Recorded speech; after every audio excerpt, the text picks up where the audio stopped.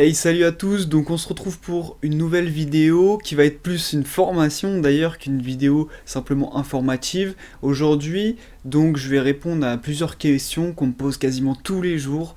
Donc comment calculer son besoin énergétique pour une journée type, comment calculer ses calories au quotidien. Donc je vous réalise cette mini formation pour que vous sachiez facilement comment le faire. Je vais vous présenter une méthode, il faut savoir qu'il y en a d'autres, elles sont plus ou moins précises par rapport à celle-là. En tout cas, à la fin de cette vidéo, vous allez pouvoir vous-même le faire et l'implémenter dans votre quotidien si vous avez un objectif précis, que ce soit pour de la perte de poids, de la prise de muscle ou de l'optimisation de vos performances. Allez, on se retrouve tout de suite sur mon écran. Bon allez, on est parti, formation gratuite pour les débutants. C'est un guide complet pour apprendre à calculer ses calories facilement. Alors je vous propose gratuitement cette formation, j'aurais pu carrément la faire payante. Je vous souhaite, parce qu'on m'a beaucoup posé la question, aider le plus grand nombre. Par contre, s'il vous plaît, pensez à vous abonner pour soutenir la chaîne et surtout ça vous permettra à vous de ne pas louper les vidéos qui vont sortir sur les prochains jours. Et également ceux qui souhaitent aller plus loin avec moi, je vous rappelle que vous pouvez bénéficier d'un coaching gratuit où on va parler d'un plan d'action pour votre objectif. Pour réserver un créneau, c'est le premier lien qui est sous la vidéo. Allez, on est parti. Donc déjà, je voulais commencer par quelques petits rappels. Effectivement, compter ses calories n'est pas obligatoire déjà. Vous pouvez très bien atteindre vos objectifs sans compter vos calories, que ce soit pour de la perte de poids, de la prise de masse ou de l'optimisation des performances. J'en parle un peu plus longuement dans une vidéo que j'ai fait aussi cette semaine qui s'appelle compter les calories pour atteindre son objectif point d'interrogation. Vous pouvez aller la voir si vous ne l'avez pas visionnée. Le deuxième point, c'est que compter ses calories est une méthode à court terme.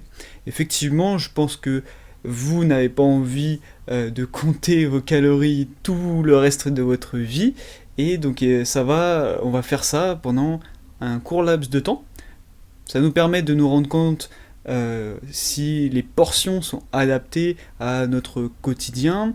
Ça va nous permettre aussi de voir comment équilibrer notre alimentation en fonction des différents macronutriments. On en reparlera. Et voilà, en tout cas ça a beaucoup de bénéfices, mais c'est pas une méthode qui est viable sur le long terme. Troisième point, compter ses calories, c'est totalement différent de la restriction. Vous pouvez très bien compter vos calories et vous faire plaisir et être en maintien ou en surplus calorique. Voilà, compter ses calories, c'est pas fait que pour la perte de poids. Et notamment si vous regardez cette vidéo, vous n'avez potentiellement pas un objectif qui est lié à la perte de poids. Et apprendre à compter ses calories, ce n'est pas réservé à ça et ce n'est pas réservé à la restriction. Ensuite, compter ses calories relève de l'estimation. Alors là, je veux vraiment insister sur ce point. Compter ses calories n'est pas une méthode précise, c'est une estimation. On va estimer nos dépenses, on va estimer notre rapport. On ne sera jamais dans de la précision, ok ? Enfin, compter ses calories, lorsqu'on compte ses calories, c'est la moyenne qui va compter.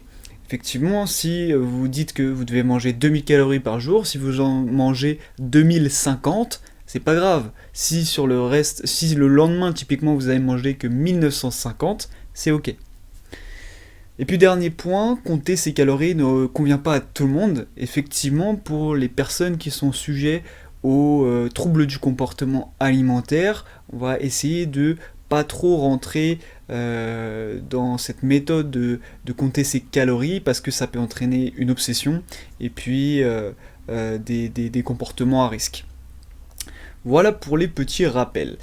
Au niveau du sommaire, donc on va voir plusieurs choses. Tout d'abord, on va apprendre à connaître et à estimer son besoin énergétique, ce qui est le plus important et la base. Deuxième point, on va voir comment établir sa stratégie, que ce soit pour de la perte de poids, prise de masse, optimisation des performances. Troisième point, la répartition des macronutriments, glucides, lipides et protéines. Et quatrième point, on verra comment calculer son apport calorique. On va notamment le faire sur le téléphone avec une certaine application. Restez bien jusqu'au bout de la vidéo pour voir quelle application on utilise et comment on va la paramétrer. Donc premier point, connaître son besoin énergétique journalier. On sait depuis des années maintenant que le poids notamment est régulé en fonction de la balance énergétique, en fonction de nos apports et nos dépenses. Donc l'une des choses à faire en premier, c'est de calculer sa dépense. Combien on va dépenser par jour en termes de calories pour pouvoir tout simplement faire fonctionner notre corps, pouvoir respirer, pouvoir aller marcher, courir, etc. Et on va voir qu'il y a plusieurs paramètres à prendre en compte. Le premier paramètre, ça va être le métabolisme basal, qui a représenté 60% de la dépense énergétique journalière. Plus de la moitié. Donc ça, c'est la première chose qu'on va vouloir calculer, et je vais tout de suite vous donner une formule pour ça. Donc la formule que nous, on va utiliser, c'est la formule de Black et Hall. Alors il en existe d'autres, notamment celle de Harris et Benedict. Ce que vous pouvez faire typiquement, c'est très bien, si vous voulez être encore plus dans de la précision, mais je rappelle que nous, ce qu'on veut, c'est simplement estimer, c'est utiliser plusieurs formules et faire une moyenne de ce que vous avez trouvé. Mais globalement, vous aurez déjà avec cette formule-là une assez bonne estimation de ce que représente votre métabolisme basal. Donc, on voit qu'il y a des formules différentes pour les hommes et les femmes. C'est normal, hein. Les hommes ont un morphotype et une composition corporelle différente de celle des femmes, et donc ça s'adapte au niveau de la formule. Et vous voyez qu'il y a plusieurs paramètres à prendre en compte. Donc le P, c'est le poids en kilos, le T, c'est la taille en centimètres, et le A, c'est votre âge. Ok ? On va prendre un exemple simple et on va faire le calcul. Donc on va choisir de prendre un homme qui fait 70 kg, 1m75, donc 175 cm, et qui a 25 ans. Lorsque vous tapez la formule dans la calculette, attention, hein, là vous voyez que c'est poids puissance 0,48 et pas poids fois 0,48, ok ? Donc lorsque vous tapez ça dans la calculette, vous allez obtenir un nombre en kilojoules. Ok, là on voit que en tapant la formule, pour cet homme de 70 kg, 1m75 et 25 ans, j'ai obtenu 7,25 kJ. Ensuite, je vais prendre ces 7,25 kJ, les multiplier par 1000 et diviser le tout par 4,48 pour obtenir ma dépense énergétique due à mon métabolisme basal en calories. Ok, et là, en l'occurrence, pour l'exemple, ça nous donne 1733 calories. Ok, une fois qu'on a calculé ça, on va prendre le deuxième paramètre à prendre en compte. Ça va être le NAP, le niveau d'activité physique. Donc le niveau d'activité physique, ça va représenter 20 à 25% de la dépense énergétique journalière, et avec cette dépense, donc ça va comprendre notamment vos différentes activités physiques, donc le fait que vous alliez marcher, jardiner, monter des escaliers, etc. Et votre activité aussi sportive, si vous allez, je sais pas, faire du foot, faire du cyclisme, etc. À savoir que notre métabolisme basal, du coup, ça correspondait à notre dépense énergétique journalière au repos.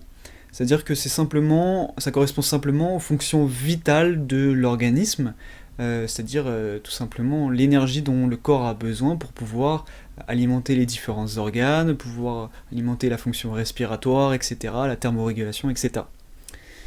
Donc on en revient à notre niveau d'activité physique.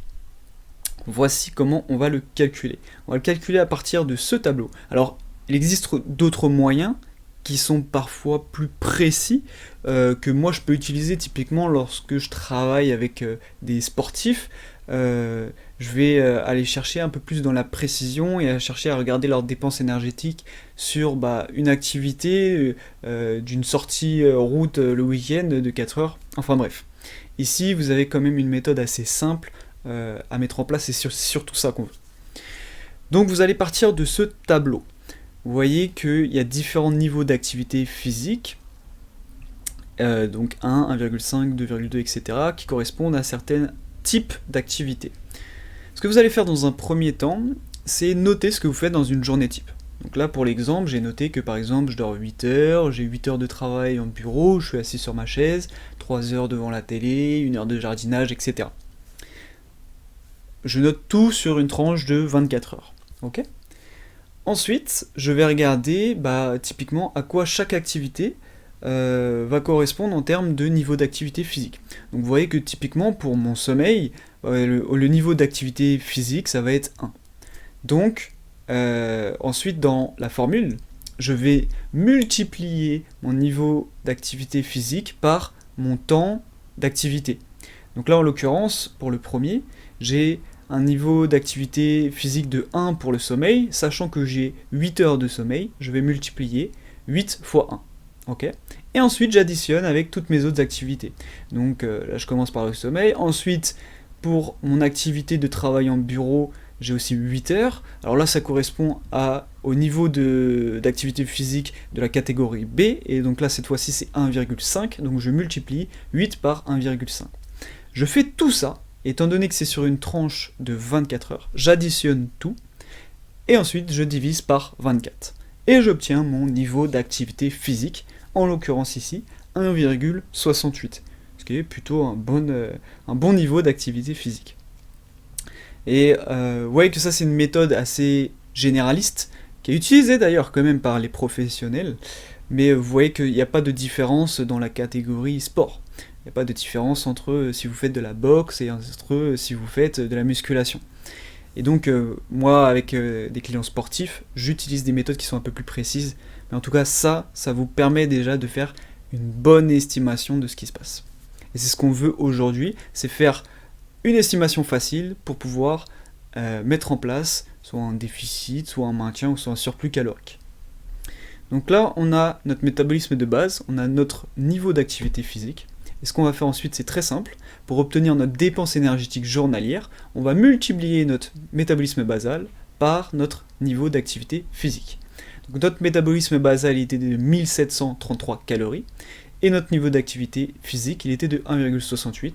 Donc je multiplie les deux, et j'obtiens 2911 calories. Donc cet homme qui faisait 70 kg, 1m75 et qui avait 25 ans, il dépense 2911 kilocalories tous les jours. Ok ?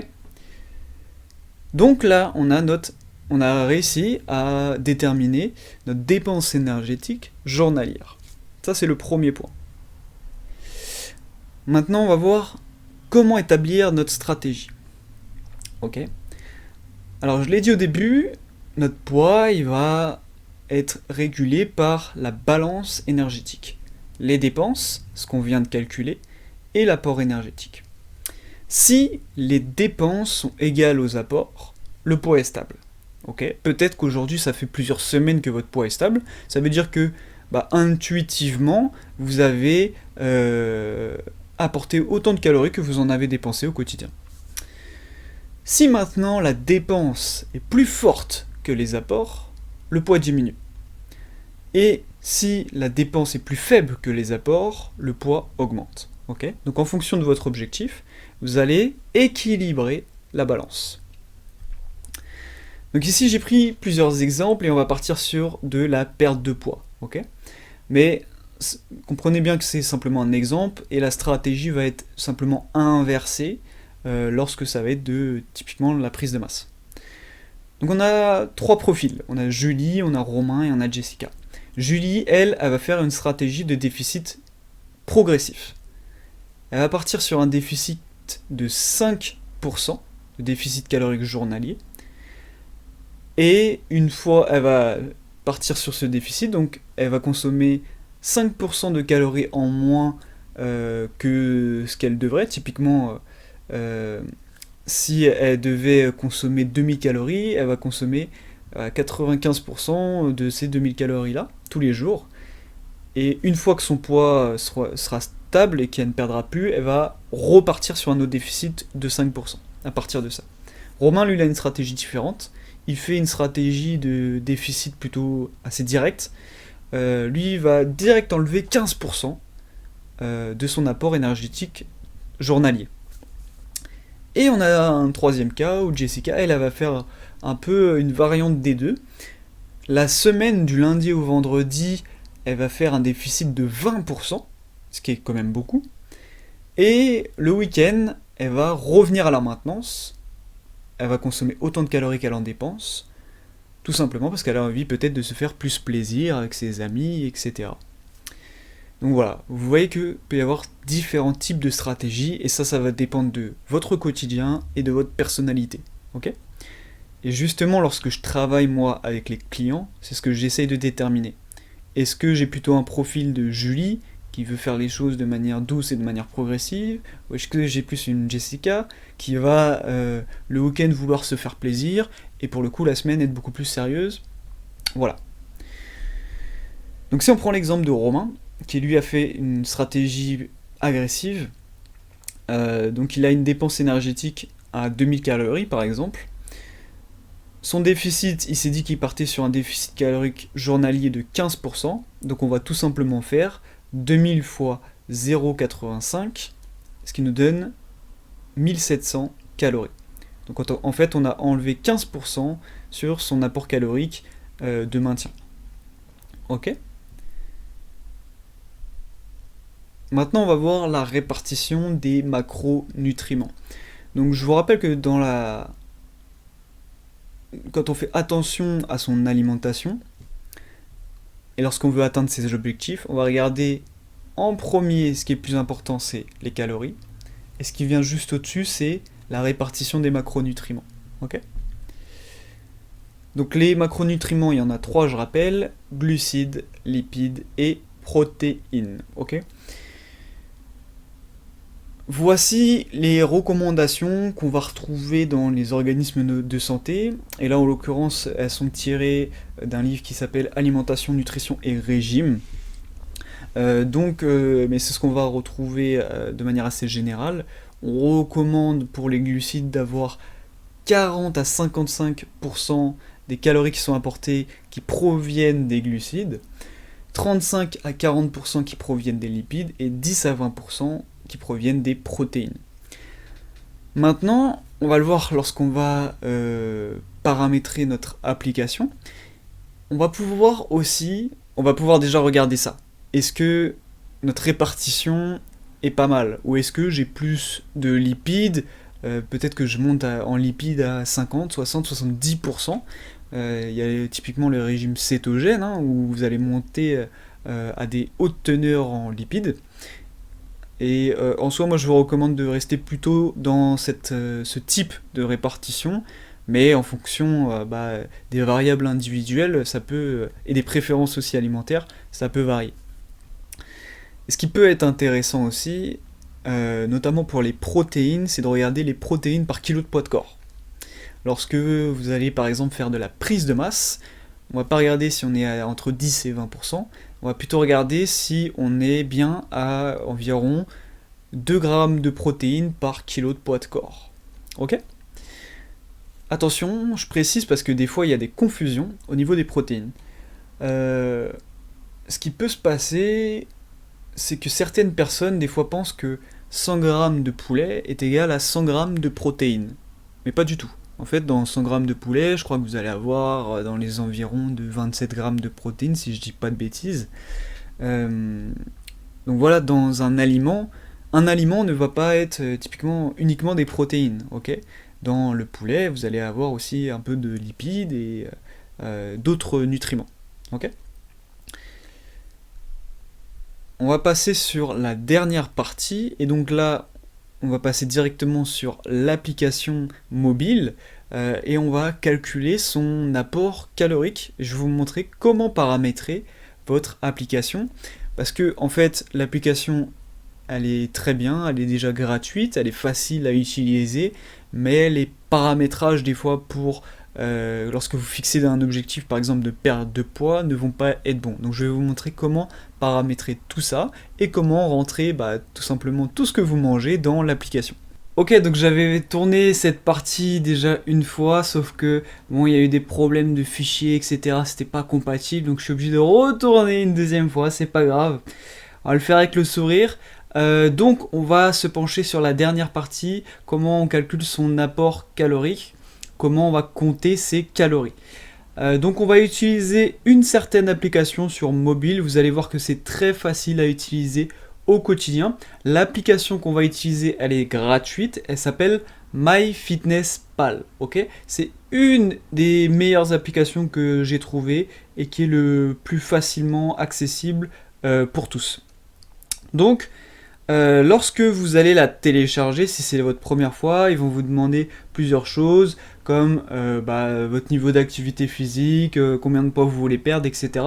Vous pouvez rentrer ces données, mais sur la quantité de calories qu'il va vous proposer de consommer, ça on va pas en tenir compte parce qu'on l'a calculé nous-mêmes avec ce qu'on a vu avant.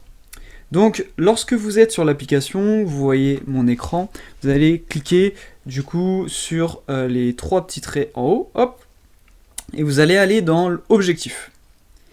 Donc, une fois qu'on est là, voilà, vous pouvez rentrer votre poids, etc. Et nous, ce qui va nous intéresser, c'est objectif nutritionnel. On va cliquer dedans, sur la première case. Ici, je vais pouvoir rentrer le nombre de calories que je veux consommer, ok ?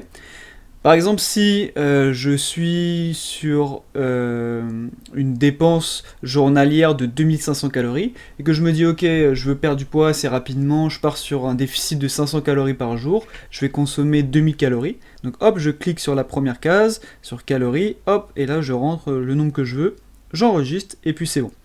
Ensuite, on a parlé de répartition des macronutriments, on va pouvoir aussi rentrer des objectifs. Ok, là vous voyez que pour l'exemple, j'ai mis 50, 25 et 25. Ok. Ici, vous rentrez, tac, tac, tac, et vous faites votre choix de répartition. Ensuite, vous validez, et puis c'est bon. Pour rappel, ce ne sont que des objectifs, ça va être extrêmement difficile de, par exemple, avoir cette répartition-là très précise de 50% de glucides, 25 de protéines et 25 de lipides. Ok. En l'occurrence, là, je sais pas pourquoi j'avais mis plus de protéines, sûrement c'est lorsque j'avais fait du coup ma perte de poids sur 28 jours et je voulais avoir un effet rassasiant lors de mes repas et du coup j'avais augmenté je pense plus la quantité de protéines. Donc une fois qu'on a fait ça, c'est ok, c'est très bien. Donc ensuite on va retourner à l'accueil. Donc la partie accueil, elle sert pas à grand chose. Nous, ce qui va nous intéresser, c'est journal. Donc là, vous voyez quand vous êtes sur l'application, en bas vous avez accueil, journal et moi, vous allez aller sur journal. Hop. Une fois qu'on est là, donc on va pouvoir rentrer des choses. Ok, vous voyez petit déjeuner, déjeuner, dîner, snack. Ok. Et ensuite, vous voyez qu'il y a une petite case ajouter aliments. Et nous, c'est ce qu'on va faire. Vous voyez que j'ai déjà ajouté des choses. Bah, effectivement, c'est la deuxième fois que je tourne la vidéo, donc voilà. Donc, vous cliquez sur ajouter un aliment. Et là, vous avez une barre de recherche et vous pouvez taper ce que vous voulez. Ok.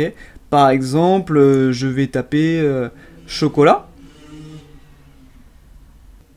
Et donc ici, il va me faire plusieurs propositions. Il faut que j'essaye de trouver. Donc par exemple, moi, ça peut être voilà un carré de chocolat noir. Donc cette proposition-là va être très bien. Et donc là, il y a plusieurs choses auxquelles vous devez faire attention. Le nombre de portions. Donc là, moi, en l'occurrence, j'ai décidé sur mon petit déjeuner de manger seulement un carré de chocolat. Donc c'est bon. Portion ici, donc il nous propose directement un carré. Il nous dit que ça correspond à 12 grammes. Attention, il faut vérifier à chaque fois ces informations. Soit vous pouvez peser votre aliment, soit vous regardez peut-être le poids total par exemple de la tablette de chocolat, vous regardez combien il y a de carrés sur la tablette et donc vous faites votre calcul comme ça. Mais en tout cas, si vous voulez avoir quelque chose d'assez précis, parce que très vite on peut être dans la surestimation ou la sous-estimation, donc le mieux ça reste de peser au moins une fois chaque aliment pour savoir à peu près quelle portion vous mangez réellement. Et donc là vous avez des indications, donc ça fait 65 calories, 5,8 grammes de glucides, 0,8 de protéines, etc. Okay. Ensuite vous validez en haut à droite, et puis là vous avez donc l'aliment qui s'est rentré dans votre petit déjeuner. Okay. Et donc ensuite vous rentrez ça sur tous vos repas de la journée. Alors attention parce que des fois il peut y avoir des petites erreurs. Ok, là par exemple, si je tape banane, hop, je clique sur la banane.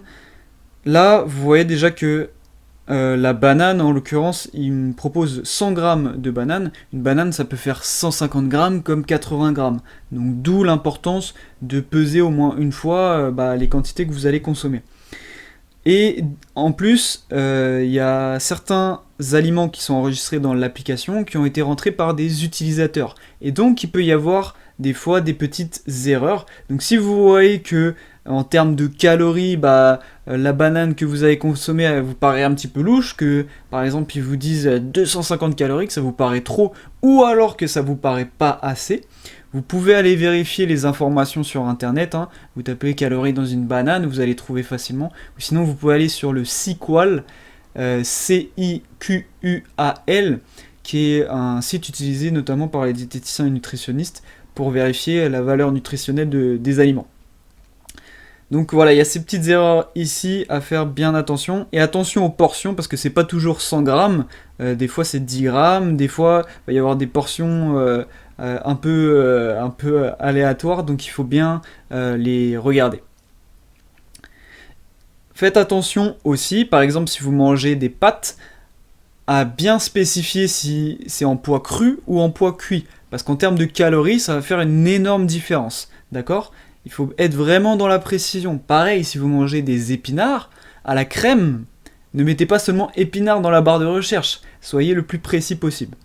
D'ailleurs, si vous avez des aliments consommés et qu'il y a une boîte d'emballage, vous voyez que juste à côté de la barre de recherche, là, rechercher un aliment, vous avez un petit scan code là. Vous cliquez dessus, hop, et là vous pouvez scanner tout simplement la boîte avec le code barre, et ça va vous donner normalement directement l'aliment en question. Donc, très bien. Autre chose que vous pouvez faire qui est super cool avec cette application, c'est que vous allez cliquer sur le plus en haut à droite. Et ici, vous allez pouvoir créer une recette ou créer un repas. Donc par exemple, si on crée une recette, là on va taper le nom de la recette, je tape n'importe quoi, portion 1, ok. Ensuite, vous rentrez tous les ingrédients de votre recette. Vous l'enregistrez.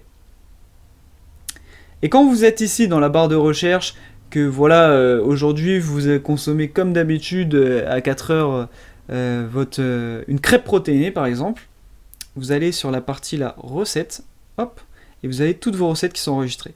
Donc là, je clique sur ma crêpe protéinée, tous les ingrédients ont été pré-enregistrés, j'ai juste à valider, et comme ça j'ai pas tous les aliments à rechercher, à revalider à chaque fois. Lorsque vous avez rempli tous vos repas, tous les aliments sont inscrits dans l'application, la journée est complète, vous descendez tout en bas, et vous allez dans la partie alimentation. On clique dessus, là vous allez avoir plusieurs choses. Vous avez la partie calories, vous avez un camembert de répartition entre vos petits déjeuners, dîners, snacks, etc.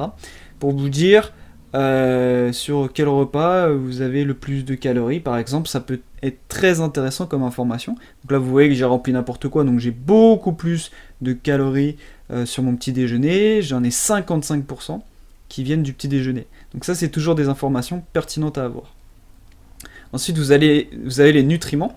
Donc là, c'est intéressant de regarder 3 choses. Protéines, glucides et lipides. Pour le reste, pour les micronutriments, l'application va pas être super précise et va souvent y avoir des erreurs. Donc on va pas regarder ça, on va regarder de toute façon ce qui nous intéresse principalement, protéines, glucides et lipides. Et enfin, vous avez la partie macro. Et là, vous avez carrément la répartition avec les objectifs que vous êtes fixés. Donc glucides 50%. Là, vous voyez par exemple que sur mon total de la journée, je suis qu'à 36% de glucides. Donc j'ai pas atteint mon objectif. Donc voilà, ça vous permet de faire en fait un petit bilan à chaque fois de vos journées pour voir si effectivement vous étiez bien dans les objectifs ou pas. Et puis en fait tout en haut là, vous avez calories disponibles. Donc l'objectif, moi mon objectif, ma limite c'était 2000 calories à consommer. Et à chaque fois que je rentre des aliments là, sur tous les aliments que j'ai rentré 1347 calories. Et il m'en reste de disponible 653. Ok ? Donc voilà, vous voyez que l'application, elle est hyper simple à utiliser. Ça demande auparavant de faire tous les petits calculs qu'on a vus pour pas se tromper. Et faites bien attention aux petites erreurs que je vous ai indiquées pour pas vous faire avoir. Parce que des fois, typiquement, vous allez mettre, je sais pas, une pomme, vous allez la rentrer. En fait, vous voyez que la pomme elle fait, je sais pas, 23 calories, en fait elle en fait 60, donc ça va faire une différence. Donc essayez aussi de contrôler un petit peu si jamais vous avez des doutes sur les suggestions que vous propose l'application. Donc voilà, on a vu pas mal de choses, vous avez toutes les clés en main aujourd'hui pour savoir compter vos calories. Attention, compter ses calories, ça n'empêche pas qu'il faut au départ établir une bonne stratégie pour la perte de poids, prise de masse ou optimisation des performances. Faut pas simplement se lancer dans ok, je vais manger moins de calories si je veux perdre du poids par exemple. Non, il faut une stratégie derrière, avec certes une diminution du nombre de calories, mais aussi faire attention à la répartition des macronutriments comme on l'a vu. Si vous êtes un petit peu perdu par rapport à ça, ou que vous voulez aller plus loin que ce qu'on a vu, vous pouvez toujours réserver donc le coaching offert avec moi-même. C'est le premier lien en description pour le faire, c'est totalement gratuit. J'espère que la vidéo vous a plu. Si c'est le cas, évidemment, on pense à mettre le pouce bleu, à s'abonner, à activer la cloche des notifications. On se retrouve très prochainement pour une nouvelle vidéo et je vous dis peace.